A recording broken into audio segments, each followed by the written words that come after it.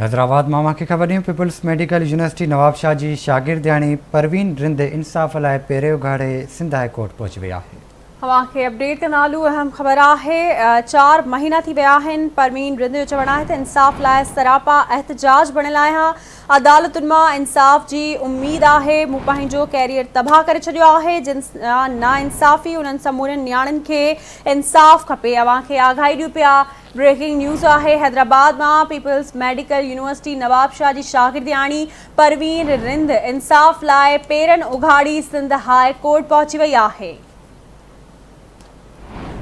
राब्तो कयो आहे हैदराबाद में नसीर चना सां। नसीर आगाह कजो। जी बिशारत पीपल्स मेडिकल यूनिवर्सिटी शागिर्दियाणी परवीन रिंद पेरे वाड़े Sindh high court circuit bench Hyderabad पहुची आहे, जिते बेंच की मौजूदगी न हुअण सबब केस की ॿुधणी जेका आहे उहा मुलतवी कई वई आहे। अदालत ॿाहिरां मीडिया सां ॻाल्हाईंदे परवीन रिंद चयो त अदालतुनि मां इंसाफ़ जी उमेद आहे। यूनिवर्सिटी में नियाणियुनि खे हिरासत कयो वञे थो।